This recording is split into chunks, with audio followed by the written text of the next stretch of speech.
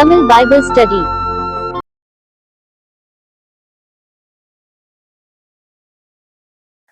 Praise the Lord. 2 சாமுவேலின் புஸ்தகம் 11ஆம் அதிகாரம். 2 சாமுவேல் 11ஆம் அதிகாரம்.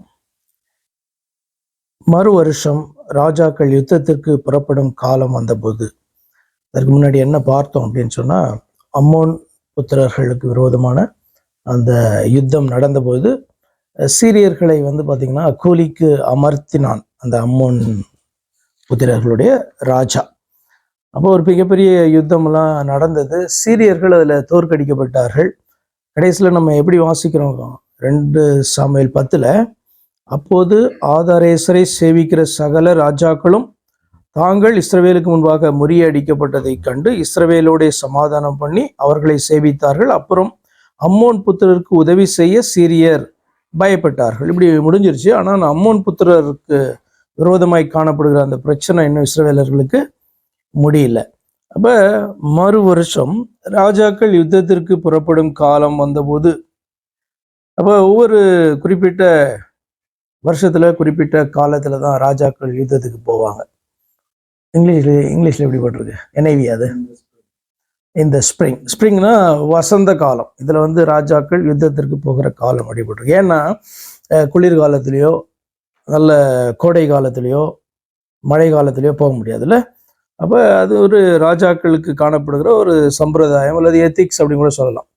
முன்னாடி நம்ம ஒரு தடவை பார்த்துருக்கோம். என்னன்னா ஈவினிங் சூரியன் மறையும் போது என்ன பண்ணணும், ஸ்டாப் பண்ணிடணும், அடுத்த நாள் தான் ஸ்டார்ட் பண்ணுவாங்க. அப்படி பார்த்தீங்கன்னா சில எத்திக்ஸ் இருந்தது. அதெல்லாம் ஃபாலோ பண்ணாததான ராஜாக்களும் இருந்திருப்பாங்க. இப்போ கொள்ளையர்கள் அப்படின்னா அவங்களுக்கு எத்திக்ஸ் கிடையாதுல்ல. பட் இவங்கெல்லாம் ஒரு தேசத்தை ஆளுகிறவர்களாக இருந்தபடினால அவங்களுக்கு இந்த யுத்தத்தினுடைய அந்த சில காரியங்களை கை கொள்வார்கள். அப்படிதான் பார்த்தீங்கன்னா ராஜாக்கள் யுத்தத்திற்கு புறப்படும் காலம் அப்படி எடுத்துக்கோங்க. வசந்த காலம், ஸ்ப்ரிங் டைம் அப்படின்றது தான் பெட்டர் டைமாக இருக்கும். அது ஈஸியாக சோர்ந்து போக மாட்டாங்க. உண்மையாகவே தங்களுடைய பலத்தை காண்பித்து அவர்கள் போரிட்டு என்ன பண்ணுவாங்க, வெற்றியோ தோல்வியோ அடைவார்கள். தாவீது யோவாபையும் அவனோடைய கூட தன் சேவகரையும் இஸ்ரவேல் அனைத்தையும் அம்மோன் புத்திரரை அழிக்கவும் ரபாவை முற்றுகை போடவும் அனுப்பினான். தாவீதோ எருசலேமில் இருந்து விட்டான். ப்ராபப்ளி தாவீது பார்த்தீங்கன்னா இந்த யுத்தத்தை அவன் மிஸ் பண்ணுறது கிடையாது. எல்லா யுத்தத்தையும் முன்னின்று அவன் நடத்தினான். கர்த்தர் அதுக்கு தான் விசேஷமாக ராஜாக்களை அவர்களுக்கு தெரிந்து கொண்டார். அப்படி இருக்கும்போது இந்த இடத்துல தாவீது யுத்தத்துக்கு போகாம அவன் இருந்தான். என்ன காரணம் அப்படின்றது நமக்கு சொல்லப்படவில்லை. நிறைய பேர் இந்த இன்சிடெண்ட்டை குறித்து பேசும்பொழுது அவன் இருந்திருக்க வேண்டியதான இடம் யுத்த களம். நம்ம எந்த நேரத்தில் எங்கே இருக்கணுமோ அங்கே இல்லை அப்படின்னு சொன்னாலும் பிரச்சனை அப்படின்றதான அடிப்படையில் பேசுவாங்க. அது ஒரு விதத்தில் கரெக்டு தான். இப்போ ராஜா யுத்தத்தில் இருக்க வேண்டும், ஆனால் அவன் வீட்டில் என்ன பண்ணுறான், அவன் காணப்படுகிறான். ஒருவேளை கொஞ்சம் சிக்காக இருந்தானா அப்படி காட்டுற காரியங்கள்லாம் நமக்கு சொல்லப்படலை ஆக்சுவலாக. பட் ஆனால் யுத்தம் என்பது அப்படி ஒரு நாளில் முடியறது கிடையாது. யுத்தத்துக்குன்னு புறப்பட்டு போனாங்க அப்படின்னு சொன்னால் அது மாதங்களாக கூட பார்த்திங்கன்னா அந்த யுத்தம் தொடரும். அந்த வசந்த காலம் இருக்கிற வரைக்கும் அந்த யுத்தம் தொடர்கிறதுக்கான வாய்ப்பு உண்டு. சில யுத்தங்கள் சீக்கிரமாக முடியலாம், நமக்கு ரீசன் தெரியாது. ஆனால் தாவீது எருசலேமில் இருந்து விட்டான். ஒரு நாள் அப்படி இருக்கிறதான ஒரு நாள் சாயங்காலத்தில் தாவீது தன் படுக்கையிலிருந்து எழுந்து அரண்மனை உப்பரிகையின் மேல் உலாத்தி கொண்டிருக்கும் பொழுது ஸ்நானம் பண்ணுகிற ஒரு ஸ்திரீயை உப்பரிகையின் மேலிருந்து கண்டான். அந்த ஸ்திரீ வெகு சௌந்தரியவதியாய் இருந்தாள். இது ரொம்ப முக்கியமான தாவீதினுடைய வாழ்க்கையில நடந்ததான ஒரு மிகப்பெரிய ஒரு பாவம். இதை குறித்து நம்ம எல்லாருமே அறிந்திருக்கோம். வேதத்துல இது முக்கியமாக எழுதப்பட்டிருக்கும். தாவீதை குறித்து பேசும்பொழுது அவனுடைய மற்ற எல்லா காரியங்களையும் பேசும்போது இப்படிப்பட்டதான தாவீது விழுந்ததான அந்த சம்பவத்தை குறித்தும் பார்த்தீங்கன்னா நம்ம அதை மறந்து போக முடியாது. நிச்சயமாக அதை பேச வேண்டிய சூழ்நிலை நமக்கு வரும். ஒரு முக்கியமான ஒரு கட்டம். ஒரு பெரிய ஒரு தேவ மனுஷன் இப்படிதான் எடுக்கணும்னா, பெரிய ராஜா பெரிய இவன் அப்படிலாம் எடுக்காம முக்கியமான ஒரு தேவ மனுஷன் விழுந்து போறதுதான ஒரு சம்பவம் இந்த இடத்துல நடக்குது. அதுதான் இந்த அதிகாரத்துல நம்ம பார்க்க போகிறோம். உப்பரிகையில சாயங்கால வேளையில அவன் உலாத்தி கொண்டிருந்த போது ஸ்நானம் பண்ணுகிற ஒரு ஸ்திரீயை உப்பரிகையின் மேலிருந்து கண்டான். அந்த ஸ்திரீ வெகு சௌந்தரியம் உள்ளவளாய் இருந்தாள். அப்பொழுது தாவீது, யாருடைய தவறு, யாருடைய பாவம் பெருசு, அவ இன்னசென்ட்டா, இல்லை தாவீது வந்து தான் பெரிய பாவியா அப்படின்றதெல்லாம் வந்து பார்த்தீங்க அப்படின்னு சொன்னால் ஒரு கேள்வியாக நமக்கு முன்பாக எழுங்கிறது. ஃபார் எக்ஸாம்பிள் ஆதியாகமத்தில் நீங்கள் பார்க்கும்போது நீங்கள் அதை வாசிட்டு வரும்போது யார் பெரிய பாவியா உங்களுக்கு தோணும்? ஆதாம், ஏவாள், இவர்களில் யார் உங்களுக்கு பெரிய பாவியாக தோன்றும்? அதே வாசித்தது இல்லையா? யார் உங்களுக்கு உங்களுடைய மனதுக்கு எப்படி தோணும் பெரிய பாவி? ஏவாள் தான் மிகப்பெரிய பாவியாக உங்களுக்கு தோன்றும். ஓகே, ஆனால் பூமி முழுவதும் சபிக்கப்பட்டது அந்த ஆதாமின் நிமித்தமாகன்ட்டு ஆதியாகம புஸ்தகத்தில் வாசிப்போம். நமக்கு வந்து தோன்றது வந்து பார்த்தீங்கன்னா அஃப்கோர்ஸ் ஏவாள் அப்படின்னு தான் தோணும். ஆனால் அதற்கு பின்பாக ஊழியர்கள் அதை குறித்து எழுதும்போது பவுல் வந்து எழுதும்போது எப்படி எழுதுறாருன்னா, ஒரு மனுஷனால, இந்த ஆதாம் என்கிறதான மனிதனால தான் மனு குலத்துக்கு எல்லாருக்கும் பாவமும் சாபமும் வந்தது அப்படி என்ன பண்ணுவார் அவர் எழுதுவார். அதுதான் உண்மை. அப்போ நம்ம பார்க்கறது ஆனால் நம்முடைய பார்வை ஒன்று, கர்த்தர் வந்து அதை எப்படி பார்க்கிறார்? அப்படியே 3 பேருமே ஆண்டவர் சபித்தார் என்பது உண்மை. சர்ப்பத்தை சத்துரு பயன்படுத்தின சர்ப்பத்தை சபித்தார். சத்துருவாலே வஞ்சிக்கப்பட்டதான ஏவாளை சபித்தார். இதெல்லாம் வந்து அறிந்தும் கீழ்ப்படியாமையில இந்த தவறை செய்ததான ஆதாமையும் ஆண்டவர் சபித்தார். ஆனால் மிகப்பெரியதான பாவமாக ஆதாமுடையது தான் அந்த இடத்துல என்ன பண்ணுச்சு பார்க்கப்பட்டது பின்பாக. என்ன அப்போ நம்ம அந்த இன்சிடென்ட்டை வாசிக்கும் போது ஆதாம் ரொம்ப இன்னசென்ட் போல நமக்கு தெரியும். அந்த இடத்துல அப்படி கிடையாது. அதே போல இந்த இடத்துல தாவீது வந்து பெரிய பாவியா, பத்சேதேபாள் அவனை தூண்டின பத்சேதேபாள் பெரிய பாவியா அப்படின்றதான ஒரு காரியத்தை நீங்க சிந்திச்சு பார்த்தா அப்புறம் எனக்கு பதில் சொல்லுங்க. பாவம். அப்போது தாவீது அந்த ஸ்திரீ யார் என்று விசாரிக்க ஆள் அனுப்பினான். இந்த 2வது வசனத்திலே உங்களுக்கு ஒரு நிறைய விஷயங்கள் வந்து உங்களுக்கு யோசிக்க தோன்றும். அதாவது சாயங்காலத்துல இவன் வந்து பாத்தீங்கன்னா இவன் உலாவறான். ஓகே, இது வந்து வேற இப்போ என்ன அரசவையெல்லாம் கூட்டவும் முடியாது. எல்லா பராக்கிரமசாலிகள் இவனுடைய சேவகர் எல்லாருமே யுத்தத்துக்கு போயிட்டாங்க. இப்போ அரசவையை கூட்டுறதுக்கும் ஒன்றும் இல்லை, வேற ஆலோசனை சங்கத்தை கூட்டுறதுக்கும் அங்கே ஒன்றும் கிடையாது. ராஜா யுத்தத்துலேயும் இல்லை. வேற என்ன செய்வார்? ரெஸ்ட் எடுத்துருப்பாரு, தூங்கிட்டு காலையில் இது சாயந்தரம் எழுந்திருக்காரு. இது பெரிய விஷயமா நமக்கு தோணலை. ஆனால் உப்பருகையில் உலாதி கொண்டு இருக்கும்போது ஸ்நானம் பண்ணுகிற ஒரு ஸ்திரீயை, அப்போ சாயங்காலம் வந்து ஸ்நானம் பண்ணுகிறதான ஒரு ஸ்திரீ, இது வந்து கொஞ்சம் வித்தியாசமாக காணப்படுது. நார்மலி உடனே கேட்கலாம் 2 வேளை தானே ஸ்நானம் பண்ணுவாங்க அப்படின்லாம் நீங்கள் கேட்கலாம். பட் ஆனால் இது கொஞ்சம் வித்தியாசமாக ஒரு ஆடாக அந்த இடத்துல காணப்படுது. நார்மலி காலையில் எழுந்தோன்னே வந்து ஸ்நானம் பண்ணுகிறது பழக்கமாக காணப்பட்டிருக்கும். அடுத்து வந்து பார்த்தீங்கன்னா உப்பரிகளை உலாவும் போது அந்த ஸ்திரீயை வந்து பார்த்தீங்கன்னா ஸ்நானம் பண்ணுகிறாள். ஏன்னா எனக்கு இதை வந்து முதல்ல வாசிக்கும் போது எனக்கு நிறைய கேள்விகள் எனக்குள்ள வந்துச்சு. எப்படின்னா, எப்படி இப்போ ஒரு நதியில போய் ஸ்நானம் பண்றாங்க அப்படின்னு சொன்னா ஈஸியா பார்க்க முடியும் இல்லையா? ஒரு வீட்டுக்குள்ள ஸ்நானம் பண்றாங்க அப்படின்னு சொன்னா ஒரு கவர் இல்லாம இருக்குமா? மேல கூரை இல்லாம இருக்குமா? இப்ப இது வந்து ரொம்ப கல்ச்சர்டான சிட்டி கிடையாதா? அதுக்கப்புறம் தான் வந்து இப்படிப்பட்டதான பாத்ரூம்ஸ் எல்லாம் வந்திருக்குமா?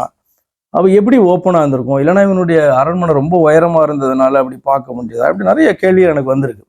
யோசித்து பார்க்கும்போது நிச்சயமா வெல் டெவலப்டு சிட்டி தான், அதில் ஒரு சந்தேகமே கிடையாது. ஏன் அப்படின்னா, நீங்க யோசுவாவினுடைய காலத்துல யோசுவாவுக்கு ஆண்டவர் சொன்னதான காரியம் அல்லது ஆகமத்திலே ஆண்டவர் சொன்னதான காரியம், அதாவது நீங்கள் கட்டாததும் இப்படிப்பட்டதுமான உங்களுக்கு அந்த பட்டணத்தை ஆண்டவர் கொடுப்பேன்னு சொன்னார், வீடுகளை கொடுப்பேன் அப்படி சொன்னாரு, திராட்சை தோப்புகளை கொடுப்பேன் அப்படி சொன்னாரு. அப்ப இது வந்து பார்த்தா மிக செழிப்பான வந்து, ஃபார் எக்ஸாம்பிள் உங்களுக்கு புரியுற மாதிரினா இப்போ யோசித்து பாருங்க, எரிகோவுக்குள்ள போகும்போது இதான் என்ட்ரன்ஸ், உள்ள எரிகோவுக்குள்ள போறாங்க. எரிகோ நகரை கடந்து தான் உள்ள போகணும். எரிகோ மதுளை குறித்து நீங்க ஜஸ்ட் கொஞ்சம் நீங்க அப்படி யோசித்து பார்த்தீங்கன்னா உங்களுக்கு தெரியும் எந்த அளவுக்கு டெவலப்டா இருந்திருக்கணும். இல்லை, மிகப்பெரிய மதுளை, அதை நம்ம பார்த்தோம் யோசுவா புத்தகத்தை வரும்போது பைபிள் ஸ்டடியில பார்த்தோம். அப்போ அப்படிப்பட்டதான இது மேல தங்குகிற அளவுக்கு வீடுகள் இருக்கிற அளவுக்கு வந்து பார்த்தீங்க அப்படின்னு சொன்னா அந்த சிட்டி வந்து ஃபோர்டட் சிட்டியாகவும் டெவலப்டு சிட்டியாகவும் காணப்பட்டிருக்குமானால் உள்ள வந்து அது எப்படி இருந்திருக்கும் அந்த சிட்டி அப்படின்னு சொல்லிட்டு. அப்போ இப்போ வந்து பார்த்தீங்கன்னா நம்ம எருசலேம் பார்க்குறோம். எத்தனை வருஷங்கள் யோசுவாவினுடைய காலம் முடிந்து நியாயாதிபதிகளுடைய காலம் வந்து பார்த்தீங்கன்னா காணப்பட்டது. நிறைய நியாயாதிபதிகளை வந்து நம்ம பார்த்தாச்சு. நியாயாதிபதிகளுடைய வருஷங்கள் எல்லாம் முடிந்து சவுல் வந்து 40 வருஷம் என்ன பண்ணான்? இஸ்ரவேல ராஜாவாக இருந்து ஆளுகை செய்தான். யாருமே இஸ்ரவேல வந்து என்ன பண்ணல, பிடித்து கொள்ளல. யாருடைய கண்ட்ரோல்லையும் இஸ்ரேல் கிடையாது.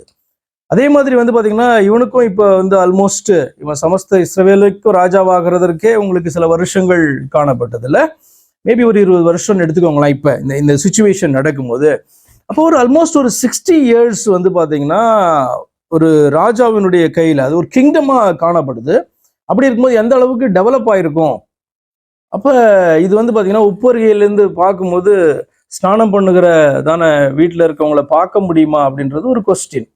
அப்படின்னா இது எப்படி அப்படின்றத நீங்க தான் எனக்கு சொல்லணும் என்ன.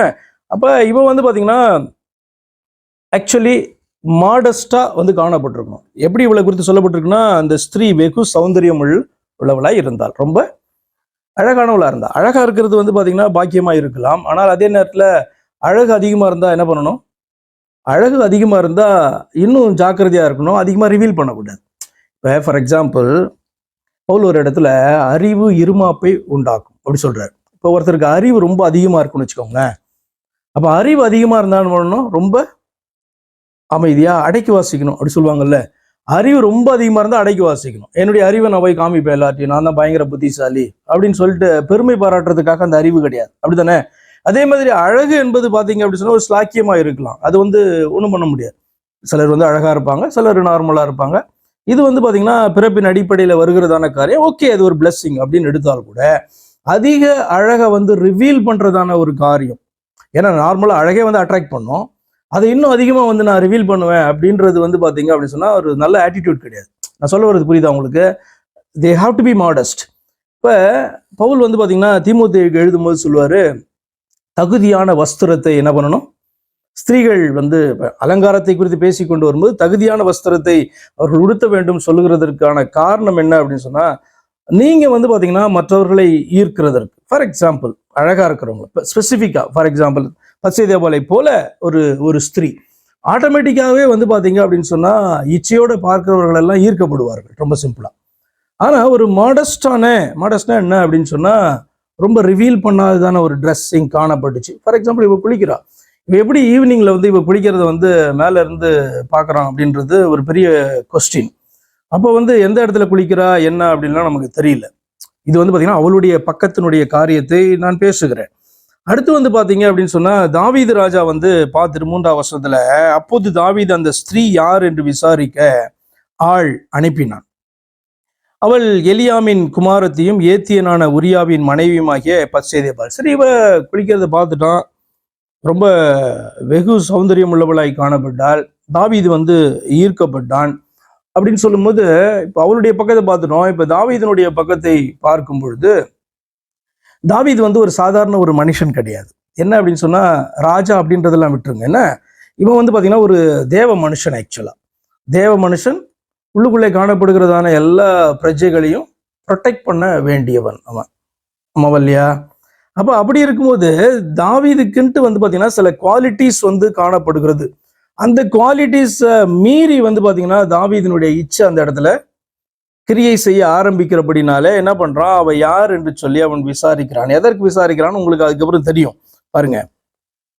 கேள்விப்படுகிறான். என்ன அப்படி சொன்னா, விசாரித்து இவ்வளவு டீடைல்ஸ் கொடுக்குறாங்க. அவள் எலியாமின் குமாரத்தையும் ஏத்தியனான உரியாவின் மனைவியுமாகிய பச்சைதேபாள் என்றார்கள்.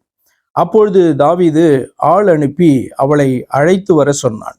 அவள் அவனிடத்தில் வந்தபோது அவளோடே சயனித்தான். பிற்பாடு அவள் தன் தீட்டு நீங்கும்படி சுத்திகரித்து கொண்டு தன் வீட்டுக்கு போனாள். அதாவது பெரிய ஸ்டோரியை ரொம்ப சிம்பிளா என்ன பண்றாங்க சொல்றாங்க.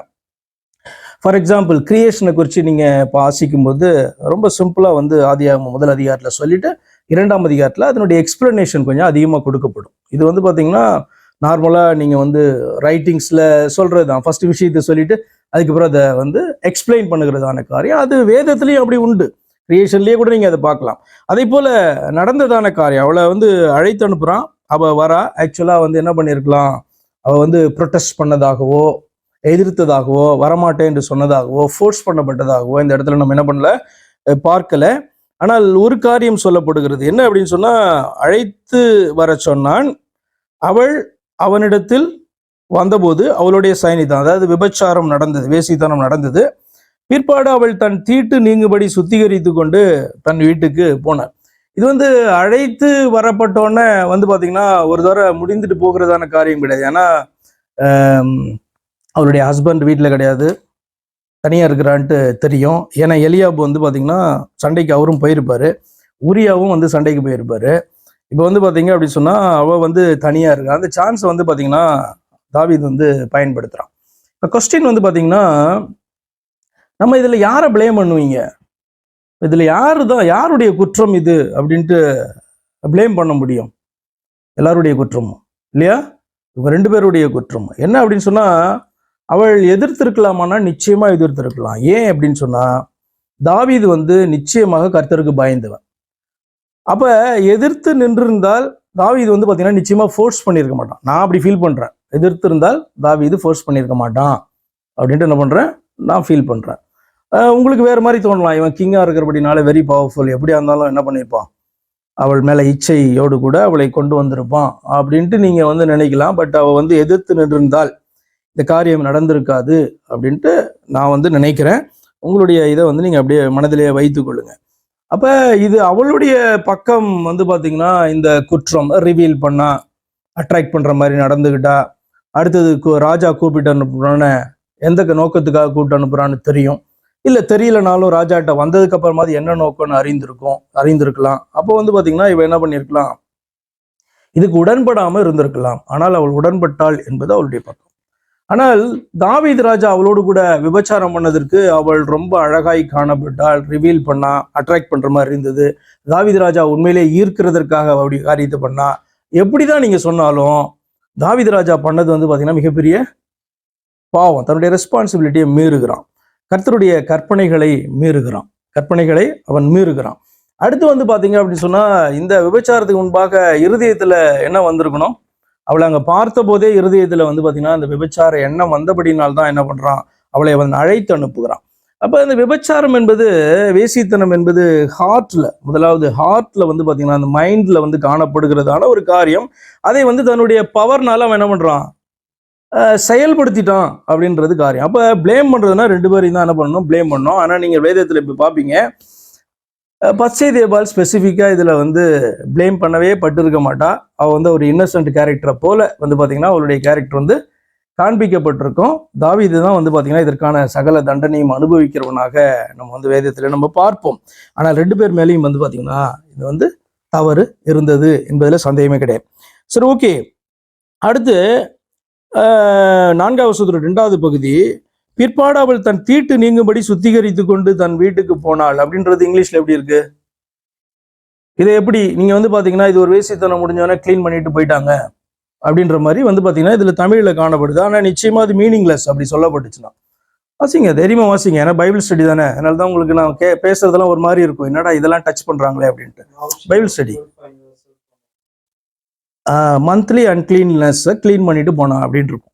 அப்படியானால் இவ ஈவினிங் வந்து பாத்தீங்க அப்படின்னு சொன்னா குளிக்க போனதுக்கே இதுதான் ரீசனா இருந்திருக்கும், மந்த்லி அன்கிளீன்லினஸ். அதுக்காக தான் குளிக்க போயிட்டு இருக்கா, பார்த்துருக்கான். அப்ப வீட்டுக்கு கூப்பிட்டு வந்த போதே இந்த விபச்சாரம் என்பது நடந்திருக்காது. அப்ப எப்படிதான் வந்து பாத்தீங்க அப்படின்னு சொன்னா அந்த பீரியட் முடிஞ்சதுக்கு அப்புறம் இந்த காரியம் நடந்து அதுக்கப்புறம் வீட்டுக்கு போனான், அனுப்பியாச்சு. ஏன் அப்படின்னா அடுத்தது உடனே நம்ம பார்க்குறோம், அவள் கர்ப்பவதி ஆனாள். அடுத்தது 5வது வசனத்தை நீங்க ஸ்டார்டிங்லேயே பார்ப்பீங்க, அந்த ஸ்திரீ கர்ப்பம் தெரியுது. அப்ப எதுக்காக பைபிள்ல இந்த குறிப்பிட்ட பாயிண்ட் சொல்லப்படுது அப்படின்னு சொன்னா, பின்னாடி இவன் வந்து என்ன பண்ண போறான், உரியாவை வந்து பிளேம் பண்றதுக்கு என்ன பண்றான், விக்டிம் ஆக்குறதுக்கு இவன் ட்ரை பண்ண போறான். நீங்க உங்களுக்கு அறிஞ்சிருக்கீங்க இந்த ஸ்டோரியில. அதாவது உரியாவால தான் இந்த கர்ப்பம் உண்டானதை போல ஒரு செட்டப் பண்றதுக்கு என்ன பண்ண போறாரு தாவீது, இனி ட்ரை பண்ண போறாரு. ஆனபடினாலே பைபிள் ரொம்ப கிளியரா சொல்லுது, உரியா போகும்போது அவ வந்து என்ன சொல்ல, கர்ப்பவதியாக அவள் இல்லை. அதற்கப்புறம் தான் வந்து பாத்தீங்கன்னா மாதவிடாய் வந்தது. அதற்கப்புறம் பாத்தீங்கன்னா கிளீன் பண்ணிட்டு போறா, தாவீதோடு கூட சேர்ந்து இருந்து விட்டு அதுக்கப்புறம் போறா. அப்ப இது நார்மல் கிளீனிங்கை குறித்து பேசல, கரெக்டா இல்லையா? NIV எப்படி போட்டிருக்கு, KJV ஆல்மோஸ்ட் அது மாதிரி தான் வந்து அந்த வேர்டை போடாம பாத்தீங்கன்னா இப்படிதான் சொல்லி போட்டிருக்கு. எனிகா அடுத்த வசனத்தை பாருங்க. ஏன் அப்படின்னு சொன்னா, இது நீ பைபிள் ஸ்டடி அப்படின்றதுனால நான் எல்லாத்தையும் என்ன பண்றேன், டச் பண்றேன் அவசியமா. ஏன்னா பைபிள்ல எழுதிருக்கு தெரியணும்ல. இல்ல இது ரொம்ப ஒரு மாதிரி அசிங்கமா இருக்கு, இதெல்லாம் நம்ம டச் பண்ண மாட்டோம் அப்படின்னா அது ஸ்டடி கிடையாது இல்லையா? ஓகே, அந்த ஸ்திரீ கர்ப்பம் தெரியுது. 5வது வசனமே சொல்லுகிறது, அந்த ஸ்திரீ கர்ப்பம் தெரியுது. அப்படியானால் இதற்கு காரணம் வந்து பாத்தீங்கன்னா தாவீது என்பதை வந்து பாத்தீங்கன்னா வேதம் என்ன பண்ணுது, சுட்டி காண்பி. இவர் எஸ்கேப்பே ஆக முடியாது அப்படின்றத வந்து பாத்தீங்கன்னா வேதம் வந்து காண்பிக்குது அந்த இடத்துல, அதை ரெக்கார்ட் பண்றாங்க.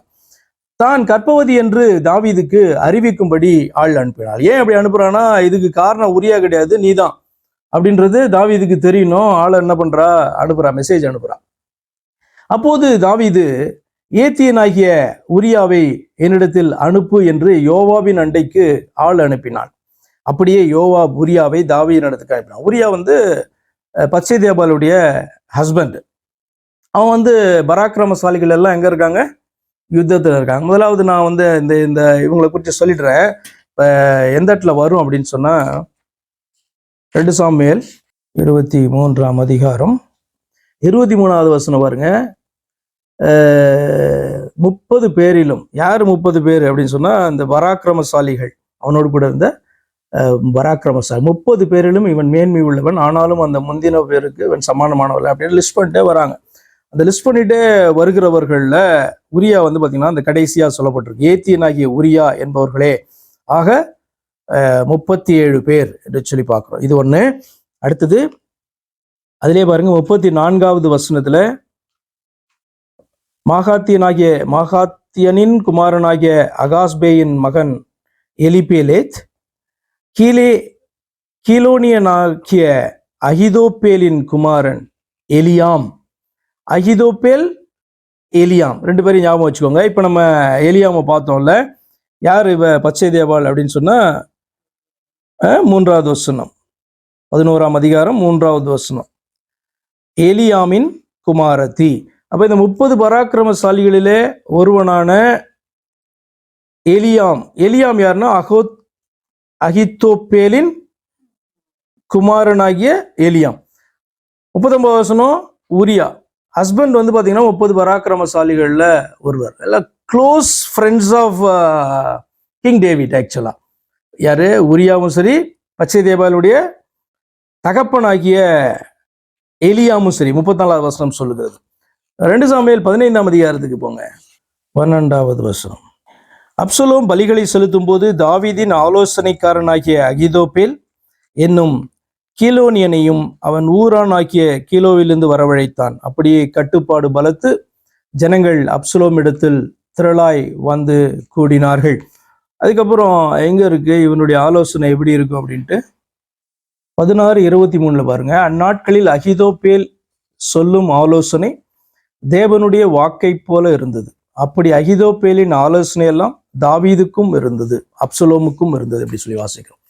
அப்ப என்ன சொல்லுவாங்க, இந்த எலிட்ஸ்ன்னு சொல்லுவாங்கல்ல, அப்படிப்பட்டதான ஒரு பிரபுக்களுடைய ஒரு பேக்ரவுண்ட் பார்த்தீங்கன்னா பத்சேபாளுக்கு காணப்படுது. எதுக்கு நான் சொல்ல வரேன்னா, பத்சேபாள் பார்த்தீங்கன்னா இந்த தாவீதினுடைய இந்த செயலுக்கு உடன்படாதபடிக்கு என்ன பண்ணிருக்கலாம், எதிர்த்து நிற்கலாம். ஒரு சாதாரண இஸ்ரவேலன் கூட எதிர்த்து நிற்கலாம். ஆனால் பத்சேபாள் நிச்சயமாக என்ன பண்ணிருக்கலாம், தாவீதினுடைய இந்த செயலுக்கு உடன்படாதபடிக்கு எதிர்த்து நிற்கலாம். அப்ப நிச்சயமாக அவளுக்கும் பெரிதான பங்கு இதுல உண்டு. இந்த மிகப்பெரிய இந்த காரியத்துல அவளுக்கு பங்கு உண்டு என்பதுல சந்தேகமே கிடையாது.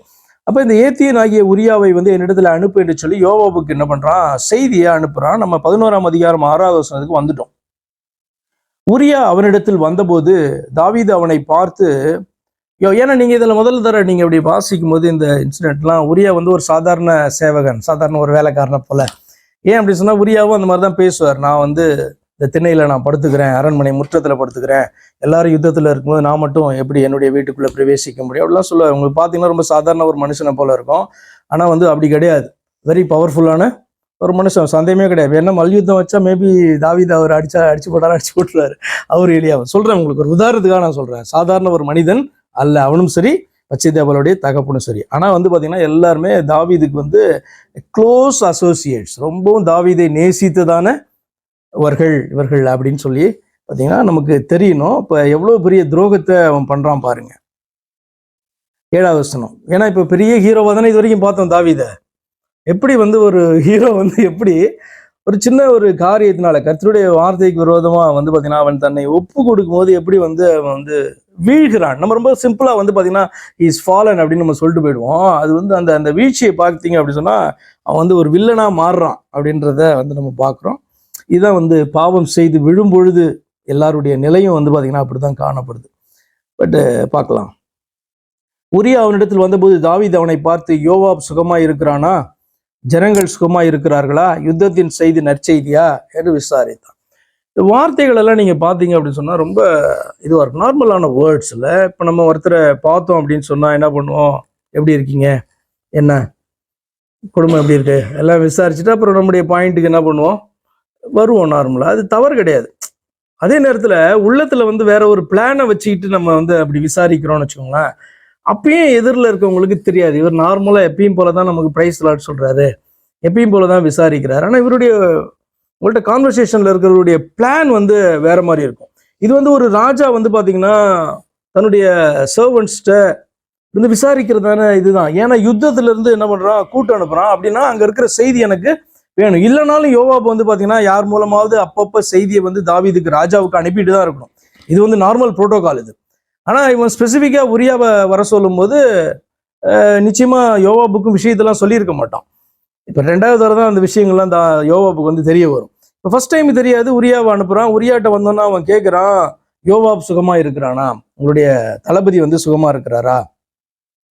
ஜனங்கள் சுகமா இருக்கிறார்களா? யாருன்னா யுத்தத்தில் இருக்க ஜனங்கள் வந்து போர் வீரர்கள் சுகமா இருக்கிறாங்களா? யுத்தத்தின் நற்செய்தி, யுத்தத்துல வந்து நற்செய்தியா என்று கேட்கிறான்.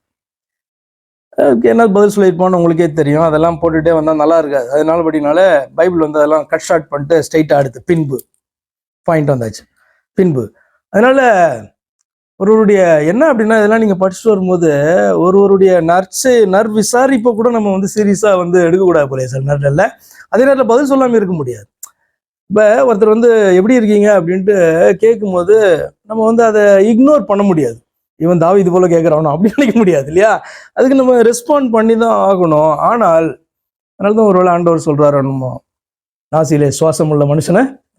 அதனுடைய அர்த்தம் என்னன்னா, நீ வந்து காடை எப்படி நம்புறியோ அந்த மாதிரி நீ மனுஷனை நம்பாத, யாருமே அதுக்கு வர்த்தி கிடையாது அப்படின்னு சொல்றாரு.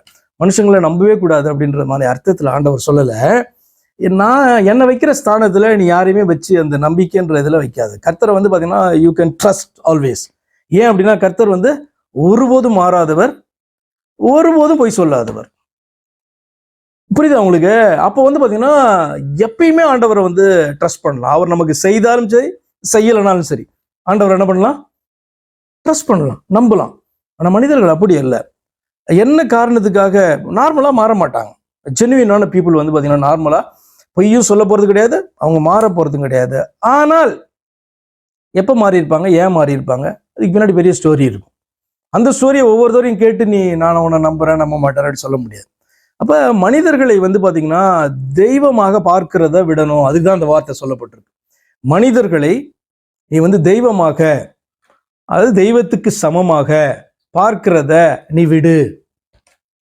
புரியுதா? மனிதர்கள் நம்ப தகாதவர்கள் அப்படி அல்ல. சரியா? அப்படின்னா ஒரு உறவுமே வந்து பாத்தீங்கன்னா இருக்க முடியாது. ஓகேவா? அப்படின்ற அர்த்தத்துல அந்த வார்த்தை சொல்லப்படலை. அப்ப தாவீது எப்படிப்பட்டதான தாவீது வந்து இந்த நேரத்துல அன்ட்ரஸ்டி மேனா வந்து உரியாவுக்கு மாறுறான். எந்த அளவுக்கு உரியா வந்து அவனை நேசிச்சிருப்பான்னா தன்னுடைய ஜீவனை கொடுக்கறதுக்கும் உரியா வந்து ரெடி. அப்படிப்பட்ட ஒரு மனுஷனுக்கு என்ன பண்றான், துரோகத்தை செய்து என்ன பிளான்லாம் பண்றான் பாருங்க தாவீது. இதெல்லாம் நீங்க கேட்டீங்க அப்படின்னா சவுல் நல்லவனோ அப்படி தோணும், சவுல் தீர்க்கதரிசியோன்னு ஒண்ணு இல்லை, ஆனா சவுல் நல்லவனோன்னு தோணும் உங்களுக்கு. அந்த அளவுக்கு வந்து பாத்தீங்கன்னா சவுல் காத்து இவன் மேல இவன் எதிரி அப்படின்னு தெரிஞ்சிருச்சு. இப்ப எதிரி என்ன பண்றதெல்லாம் நமக்கு என்ன பண்ணோம் தெரியும். அவ்வளவு ஜாக்கிரதையா என்ன பண்ணலாம், தாவீது வந்து தன்னை காத்து கொள்ளலாம். சவுளுடைய கைக்கு ஓடலாம், தப்பலாம், மறையலாம். ஆனா உரியா வந்து தாவீதினுடைய கைக்கு தப்பருக்கு ஓடுறதுக்கு ஒண்ணுமே கிடையாது. ஏன் அப்படின்னு சொன்னா தன்னுடைய எஜமான அந்த அளவுக்கு என்ன பண்றான், அவன் நம்புறான், தன் ஜீவனை கொடுக்கறதுக்கு ஆயத்தமா இருக்கான். அப்ப அவன் வந்து ஒரு துரோகத்தை பண்ணா எப்படி இருக்கும், எதை நம்ம பார்க்கிறோம். நல்லா இருக்குமா டிராமாவை எடுத்தா? கவனிப்போம் பாருங்க. பின்பு தாவீது உரியாவை நோக்கி, நீ உன் வீட்டிற்கு போய் பாத சுத்தி செய் என்றான். உரியா ராஜ அரண்மனையிலிருந்து புறப்பட்ட போது ராஜாவினிடத்திலிருந்து உச்சிதமான பதார்த்தங்கள் அவன் பின்னாலே அனுப்பப்பட்டது. ஆனாலும் உரியா தன் வீட்டிற்கு போகாமல் ராஜ அரண்மனையின் வாசலிலே தன் ஆண்டவனுடைய எல்லா சேவகரோடு கூட படுத்து கொண்டான். உரியா தன் வீட்டிற்கு போகவில்லை என்று தாவீதுக்கு அறிவிக்கப்பட்ட போது தாவீது உரியாவை நோக்கி, நீ பயணத்திலிருந்து வந்தவன் அல்லவா, நீ உன் வீட்டிற்கு போகாதிருக்கிறது என்ன என்று கேட்டான். உரியா தாவீதை நோக்கி, பெட்டியும் இஸ்ரவேலும் யூதாவும் கூடாரங்களிலே தங்கி என் ஆண்டவனாகிய யோவாபும் என் ஆண்டவனின் சேவகரும் வெளியிலே பாளையம் இறங்கி இருக்கையில் நான் புசிக்கிறதற்கும் குடிக்கிறதற்கும் என் மனைவியோடே சயனிக்கிறதற்கும் என் வீட்டிற்குள் பிரவேசிப்பேனா? நான் அப்படி செய்கிறதில்லை என்று உம்முடைய பேரிலும் உம்முடைய ஆத்மாவின் பேரிலும் ஆணையிட்டு சொல்லுகிறேன் என்றான். அப்ப தாவீதை வந்து எந்த ஸ்தானத்துல வச்சு பாத்தீங்க அப்படின்னு சொன்னா பேசுறான்னா, தன்னுடைய காடுன்றதான ஸ்தானத்துல வச்சு பேசுறான். ஒரு நார்மலா இப்ப இஸ்ரவேலின் தேவனை கொண்டு நான் ஆணையிடுகிறேன் அப்படி சொல்லலாம். இவன் ஏத்தியன்னா உங்களுக்கு தெரியும் என்ன அப்படின்னு சொன்னா, அங்க காணப்பட்டதான அந்த ட்ரைப்ஸ்ல இருந்து சிலர்லாம் வந்து பாத்தீங்கன்னா இஸ்ரவேலின் தேவனை ஏற்றுக்கொண்டு ஓடி வந்ததான ஒரு சிலர் காணப்படுவாங்க. அப்படிப்பட்டதான ஒரு ஃபேமிலியில இருந்து வந்தவன். சரியா? ஓகே. அப்ப இவன் வந்து பாத்தீங்க அப்படின்னு சொன்னா எந்த அளவுக்கு தாவீதுக்கு விசுவாசம் உள்ளவனாய் அவன் காணப்படுகிறான். 12. அப்போது தாவீது உரியாவை நோக்கி, இன்றைக்கும் நீ இங்கே இரு, நாளைக்கு உன்னை அனுப்பி விடுவேன் என்றான். ரொம்ப ஃபோர்ஸ் பண்ணா இவனுக்கு தெரிஞ்சிடும். ரொம்ப ஃபோர்ஸ் பண்ணா எதுக்கு ராஜா நம்மளை ஸ்பெஷலாக கூட்டு அனுப்பிச்சாரு, எதுக்கு வந்து ஸ்பெஷலாக வந்து இந்த காரியத்தில் ஃபோர்ஸ் பண்ணுறாரு சந்தேகம் வந்துடும். இப்போ தாவீது வந்து பார்த்தீங்கன்னா ரொம்ப கிளவராக இந்த காரியத்தை பண்ணுறான். இன்னைக்கு இங்கே பரவாயில்ல, நாளைக்கு உன்னை அனுப்பி விடுவேன் என்றான். அப்படியே உரியா அன்றும் மறுநாளும் எருசலேமிலே இருந்தான். அதாவது தாவீதுடைய கண் பார்வையிலே இருக்கிறார் எருசலேமிலே. தாவீது அவனை தனக்கு முன்பாக புசித்து குடிக்கிறதற்கு அழைத்து அவனை வெறிக்க பண்ணினான். அவன் என்னதான் நினைச்சிருப்பான் பாரு, எல்லாரோட தாவீது வந்து நம்மள ரொம்ப க்ளோஸா நம்மள்ட்ட இவ்வளவு அன்பா இருக்கார். ராஜா கூட உட்காந்து வந்து திராட்சை ரசம் குடிக்கிறனா எப்படி இருக்கும்? அப்ப ராஜாவே கூப்பிட்டு என்ன பண்றாரு, பார்ட்டி வைக்கிறாரு, விருந்து வைக்கிறாரு. இவன் என்ன பண்ணான், அவனை வெறிக்க வைக்கிறான். என்னன்னா அவனுடைய மனதை மயக்கி இவன் விரும்புகிற காரியத்தை செய்யறதுக்கு வந்து பாத்தீங்கன்னா ட்ரை பண்றான் தாவீது. தேவ மனுஷன் வந்து எந்த எக்ஸ்ட்ரீமுக்கு போறான், ஒரு பாவத்தினால எந்த எக்ஸ்ட்ரீமுக்கு போறான் அப்படின்னு பாத்தீங்கன்னா உங்களுக்கு ரொம்ப ஆச்சரியமா இருக்கும். ஆனாலும் அவன் அப்படியும் 13 2 பகுதி, ஆனாலும் அவன் தன் வீட்டுக்கு போகாமல் சாயங்காலத்திலே தன் ஆண்டவனின் சேவகரோடே தன் படுக்கையில் படுத்து கொண்டான். கர்த்தரும் இதை பார்க்கிறாரு, இவன் எந்த எக்ஸ்ட்ரீமுக்கு போவான் நம்மால். இவன் தன்னுடைய இருதயத்துக்கு ஏற்றவனா திங்க் பண்றவன். போன அதிகாரங்கள்லாம் பார்த்தோம், தாவீதினுடைய திங்கிங்கும் சரி, அவனுடைய செயல்களும் சரி, அந்த தாட் ப்ராசஸே உங்களுக்கு ஆச்சரியமா இருக்கும். அது வந்து ஒரு சாதாரண மனுஷனுக்குரியதாகவே தோணாது நமக்கு. ஒரு ராஜா அல்லது ஒரு ஒரு மனுஷன் அல்லது ஒருவனுடைய சத்துரு, அவனுக்கு வந்து பாத்தீங்கன்னா அந்த மாதிரி சத்துருவை இப்படி நேசிக்கணும், இப்படி இது பண்ணணும், அல்லது பாத்தீங்கன்னா எப்படி இந்த காரியத்தை வந்து கர்த்தர் விரும்புகிற மாதிரி அந்த நியாய தீர்ப்பை கொடுக்கணும், இப்படிலாம் நிறைய விஷயங்களை பார்த்தோம். ரொம்ப ஆச்சரியமா இருக்கும் அவனுடைய கேரக்டர். ஆனா அப்படிப்பட்டவன் இந்த இடத்துல வந்து எப்படி நடந்துக்கிறான் அப்படின்னு சொல்லும்போது இது மிஸ்ட்ரி. சாயங்காலத்திலே தன் ஆண்டவனின் சேவகரோடே தன் படுக்கையில் படுத்து கொண்டான். ஆண்டவன் பார்க்கிறாரு, எங்க போறான், எவ்வளவு போறான் அப்படின்ட்டு. நம்மளும் அப்படிதான் பாவம் செய்தோம் அப்படின்னு சொன்னா உடனே ஆண்டவர் நம்ம கையை பிடிச்சி தடுத்துனா முடிஞ்சிடும் வேலை இல்ல, அப்பயே ஆண்டவருடைய காலில் விழுந்துருவோம். ஆனா அந்த பாவத்தை செஞ்சுட்டு ஆண்டவர் நமக்கு டைம் கொடுக்குறாரு, எப்போ மனம் திரும்புகிறோம், எந்த எக்ஸ்ட்ரீமுக்கு எவ்வளோதான் போகுது இந்த பிள்ளை அப்படின்னு பார்க்கறதுக்கு என்ன பண்ணுவார், கர்த்தர் வந்து விடுவார். அதுதான் வந்து ரொம்ப ஒரு பாவத்து மேலே இன்னொரு பாவத்தை செஞ்சு செஞ்சு செஞ்சு செஞ்சு அப்படியே போயிட்டு இருக்கிறதான சுச்சுவேஷன் வந்து நிறைய பேருடைய லைஃப்ல காணப்படும். நிறைய பேர்னா என்ன, ஆல்மோஸ்ட் எல்லா மனுஷனுடைய லைஃப்லையும் அது காணப்படும். பட் ஆனால் உணர்த்தப்படும் போது ஓடி வந்துடணும். பாவம் செஞ்சாச்சு, அடுத்து ஒரே இது என்ன அப்படின்னு சொன்னால் அதை அக்செப்ட் பண்ணிட்டு ஓடி வர்றது தான் வந்து பார்த்தீங்கன்னா மனுஷனுக்கு கொடுக்கப்பட்டிருக்கிறதான காரியம். பார்க்கலாம் இங்க 14 காலமே தாவீது யோவாபுக்கு ஒரு நிருபத்தை எழுதி, காலமேனா ஒரு சும்மா இருக்கிறவர் எப்போதான் எழுந்திருப்பாரு, வீட்டில் ஈவினிங் தான் எழுந்து என்ன பண்ணுவாரு, உலாத்துவார், என்ன செய்யலான்னு யோசிப்பார். ஆனால் இப்போ என்ன பண்றாரு, அதிகாலமே எழுந்து ராஜா வந்து பயங்கர சின்சியரா வேலை பண்றாரு. காலமே தாவீது யோவாபுக்கு ஒரு நிருபத்தை எழுதி உரியாவின் கையில் கொடுத்து அனுப்பினான். என்ன அப்படின்னு சொன்னா, இந்த உரியாவை இதுக்கு மேல ஃபோர்ஸ் பண்ண முடியல. அப்ப உரியா வந்து பாத்தீங்கன்னா ஏன் அதுக்கப்புறம் நீதிமான்னு சொல்லப்பட்டிருக்கு, நீதிமான் ஆகிய உரியா பின்னாடி வரும். ஏன் பாத்தீங்க அப்படின்னு சொன்னா, அவன் வந்து எவ்வளவு கிளியரா அவனுடைய எண்ணங்கள் எவ்வளவு கிளியரா காணப்படுது. தாவீதினுடைய விருப்பம் இது நமக்கு தெரியாது, இது வரைக்கும் விஷயம் தெரியாது. தாவீதினுடைய விருப்பம் வந்து இப்படி காணப்படுது அப்படின்னு அவனுக்கு தெரியாது. ஆனாலும் கூட வந்து பார்த்தீங்கன்னா தாவீது சொல் பேச்சை கேட்காம என்ன பண்றான், தாவீதினுடைய அன்புக்கும் கட்டளை கீழ்ப்படியிலாம வேற கட்டளையும் வந்து பார்த்தீங்கன்னா இந்த விஷயத்துல கொடுக்க முடியாது. வானபடினாலே அவன் வந்து பார்த்தீங்கன்னா தன்னுடைய அந்த ஸ்தானத்தை விட்டு கொடுக்காம எப்படி காணப்படணும் அப்படி நடந்துக்கிறான். அப்படி வந்து பட்சேபால் நடந்துக்கலையே. ஆனபடினாலே அவளை குறித்து வந்து பார்த்தீங்கன்னா நீதி உள்ளவள் அப்படிலாம் சொல்லப்பட்டிருக்காது. ஆனால் உரியாவை குறித்து நீதிமானாகிய உரியான்னு சொல்லப்பட்டிருக்கும். சரி, அந்த நிருபத்திலே 15வது வசனம், அந்த நிருபத்திலே மும்முரமாய் நடக்கிற போர் முகத்திலே நீங்கள் உரியாவை நிறுத்தி அவன் வெட்டுண்டு சாகும்படிக்கு அவனை விட்டு பின்வாங்குங்கள் என்று எழுதியிருந்தான். ஏன் ஏன் பத்சேபால வந்து பாத்தீங்க அப்படின்னு சொன்னா தனக்கு மனைவியாக்கி கொள்ளணும் அப்படின்றதெல்லாம் பிளான் கிடையாது தாவீதுக்கு.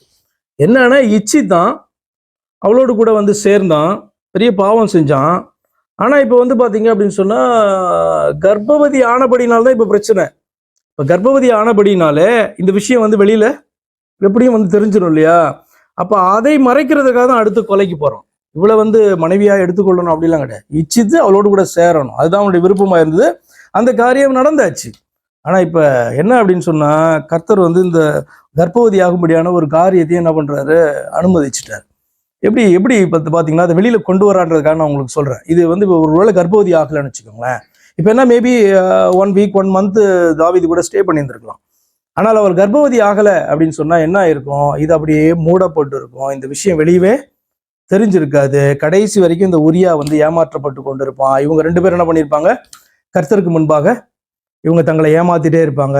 இவன் நான் குறிச்சு இவன் இருதயத்துக்கு ஏற்றவன் அப்படின்னு சொன்னதெல்லாம் பார்த்தீங்கன்னா ரொம்ப நாள் கர்த்தருடைய பார்வையில் வந்து பார்த்தீங்கன்னா அது எப்படியா காணப்பட்டிருக்கும் அப்படின்னு சொன்னா கர்த்தருடைய நாமம் தூஷிக்கப்படுகிறதற்கு ஏதுவாக காணப்பட்டிருக்கும். ஆனால் கர்த்தர் வந்து பார்த்தீங்கன்னா இதை எப்படி வெளியில கொண்டு வந்தார்ன்றதை நீங்க பார்க்கணும். எப்படி வந்து தாவீதையும் தன்னுடைய ஜனத்தையும் வந்து நேசித்திருந்தால் இந்த காரியத்தை எப்படி அவர் வந்து வெளியில கொண்டு வந்தார் அப்படின்றது தான் கர்த்தருடைய பக்கத்துல நீங்க பார்க்க வேண்டியதான காரியம்.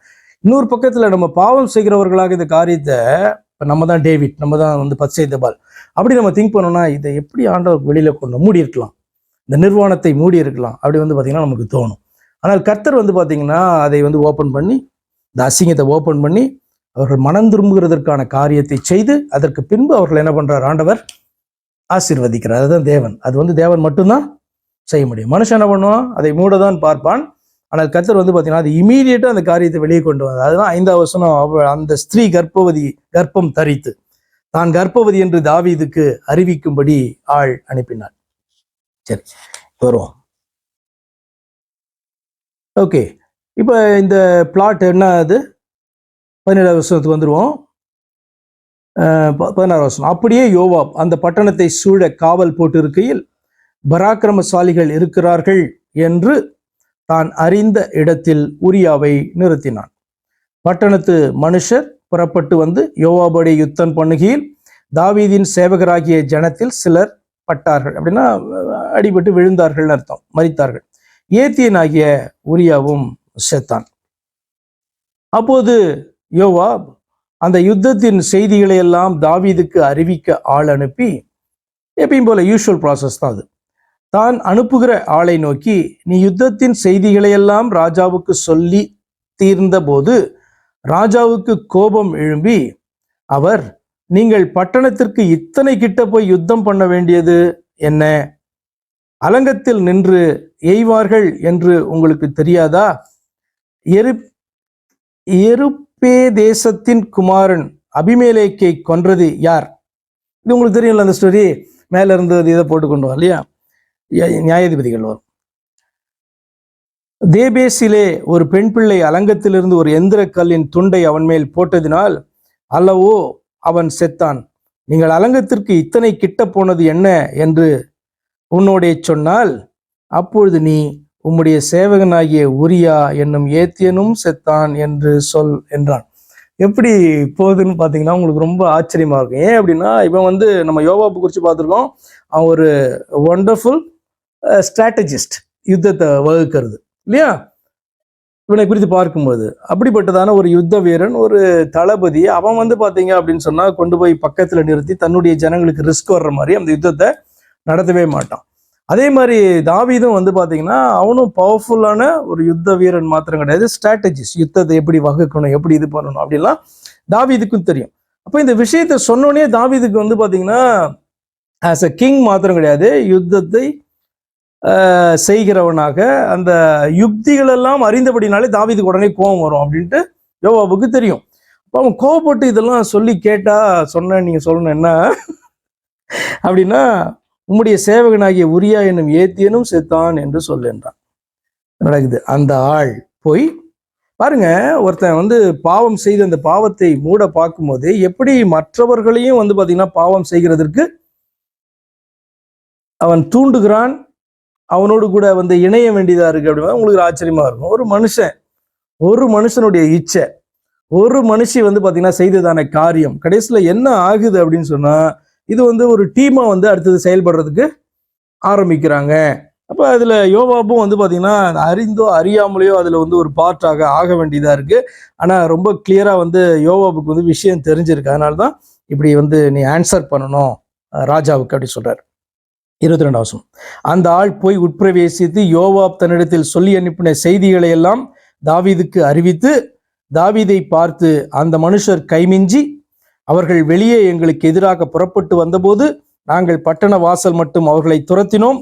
அப்பொழுது வில்வீரர் அலங்கத்திலிருந்து உம்முடைய சேவகரின் மேல் எய்ததினால் ராஜாவின் சேவகரில் சிலர் செத்தார்கள். உம்முடைய சேவகனாகிய உரியா என்னும் ஏத்தியனும், அவன் அதுக்கு பாயிண்டே கொடுக்கல, ஒரே அடியா ஃபுல்லா என்ன சொல்லிட்டான், ஏத்தியனும் செத்தான் என்றான். அப்போது தாவீது அந்த ஆளை நோக்கி, நீ யோவாபின் இடத்தில் போய் இந்த காரியத்தை பற்றி விசாரப்பட வேண்டாம், டோன்ட் வரி. பட்டயம் ஒரு வேளை ஒருவனையும் ஒருவேளை மற்றொருவனையும் பட்சிக்கும். நீ யுத்தத்தை பலக்க பண்ணி பட்டணத்தை இடித்து போடு என்று அவனுக்கு திடன் சொல் என்றான். அப்ப இவனுடைய இந்த காரியத்துக்கு, இந்த ஸ்கீம்க்கு, இந்த பிளானுக்கு எப்படி வந்து பாத்தீங்கன்னா தன்னுடைய சேனையை பயன்படுத்துறான், தன்னுடைய தேசத்தை பயன்படுத்துறான். ஆச்சரியமா இருக்குல்ல. அந்த லீடர் வந்து பாத்தீங்கன்னா பேட் ஆயிட்டா அப்படிதான். ஒரு தனி மனுஷன்னா பிரச்சனை கிடையாது, லீடர் பேட் ஆனா அப்படியே அந்த குரூப் என்ன பண்ண முடியும். அப்படியே ஒரு பாஸ்டர் பேட் ஆனா கொஞ்சம் யோசித்து பாருங்களேன். ஏன்னா அவர் அப்படியே நம்பிட்டே இருப்பாங்கல்ல, இவர் வந்து கர்த்தருடைய வார்த்தையை சொல்லி நம்மளை என்ன பண்றாரு, நடத்தி கொண்டு இருக்கிறாரு அப்படின்னா, இவர் ஒரு நாள் திடீர்னு வில்லன் ஆயிட்டா கண்டுபிடிக்கணும், இவர் வில்லன் ஆயிட்டாரு, இந்த இன்சிடென்ட்ல இருந்து இவர் வில்லன் ஆயிட்டாருன்னு தெரியணும். தெரியல அப்படின்னு சொன்னா இவர் யார் யாரெல்லாம் பயன்படுத்தி என்னென்ன வேலையெல்லாம் பண்ணுவார் அப்படின்னு சொன்னா கடைசியில எண்ட் ரிசல்ட் என்னன்னு பாத்தீங்கன்னா, நிறைய அப்பாவிகள் அதுல என்ன பண்ணுவாங்க, பாதிக்கப்படுவாங்க.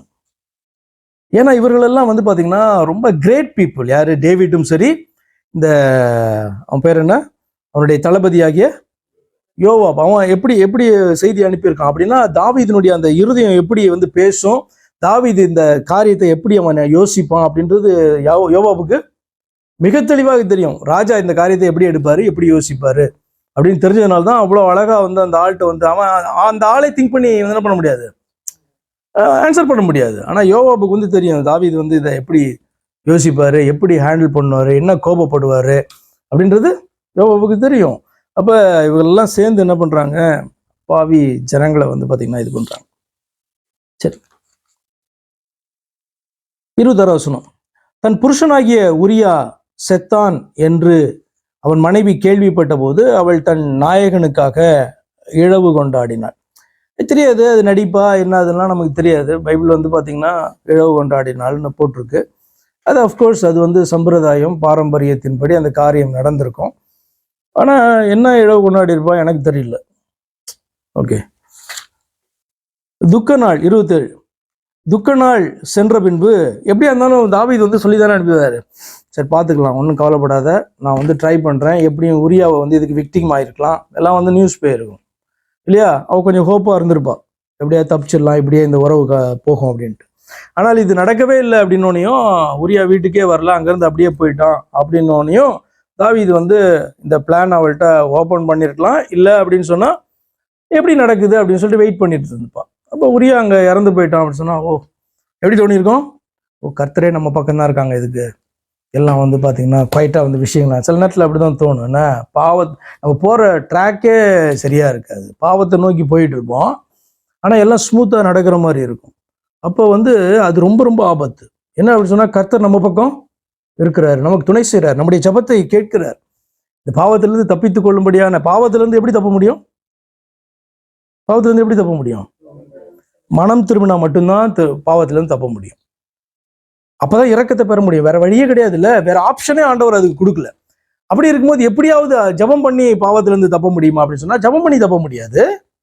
மனம் திரும்பி ஆண்டவருடைய சமூகத்துல ஒப்பு கொடுத்தால் மட்டும்தான், ஃபர்கிவ்னஸை கேட்டா மட்டும்தான் வந்து அதுல இருந்து விடுதலை கிடைக்குமே ஒழிய, எப்படியாவது நான் இதுல இருந்து தப்பிச்சிடணும் அப்படின்னு சொன்னா முடியாது. அதுதான் வந்து பாத்தீங்க அப்படின்னு சொன்னா, எதிர்பார்த்து கொண்டிருப்பா. ஆனா வந்து அவன் இறந்து போனான். அவள் வந்து பாத்தீங்கன்னா இழவு கொண்டாள். தன் நாயகனுக்காக, வார்த்தை எதுனா ரொம்ப கிண்டலா சொல்ற மாதிரி வார்த்தை போல இருக்குது எனக்கு ஆக்சுவலா. என்ன அப்படின்னா, அவளுக்கு வந்து நாயகன் அப்படின்னு சொன்னா தாவீதுக்கு முன்னாடி வந்திருக்க மாட்டாள்ல. அப்ப நாயகனுக்காக இழவு கொண்டாடினாள் அப்படின்னு சொல்றது வந்து பாத்தீங்கன்னா கொஞ்சம் இதா இருக்கு. ஓகே. துக்க நாள் சென்ற பின்பு தாவீது அவளை அழைத்தனுப்பி தன் வீட்டிலே சேர்த்து கொண்டான். அவள் அவனுக்கு மனைவியாகி அவனுக்கு ஒரு குமாரனை பெற்றாள். தாவீது செய்த இந்த காரியம் கர்த்தரின் பார்வைக்கு பொல்லாததாய் இருந்தது. கர்த்தருக்கு பிரியமில்லாத ஒரு காரியத்தை தாவீது செய்தான். இதன் மூலமாக நடக்க போற காரியங்கள் அடுத்த அதிகாரத்துல அப்படின்றதெல்லாம் நம்ம பார்ப்போம். அதனால என்ன ஆச்சரியம் அப்படின்னு சொன்னா, அதை வந்து கர்த்தர் சுட்டி காண்பித்து இதெல்லாம் வெளியில வந்துருச்சு அப்படின்னு தெரிந்த போது அவன் தன்னை என்ன பண்ணான், ஆண்டவருக்கு ஒப்பு கொடுத்து அவன் மனம் திரும்பி அதுதான் வந்து தாவீதுட்ட இருக்க ஸ்பெஷலான கேரக்டர். அதெல்லாம் வந்து அதுக்கப்புறம் பார்க்கலாம். இந்த இதுல வந்து இதுக்கு என்ன, ஏதாவது சாப்டருக்கு ஏதாவது பேர் வைக்கலாம் அப்படின்னு சொன்னா என்ன வைக்கலாம்னு நீங்களே சொல்லுங்க. என்ன வைக்கலாம்?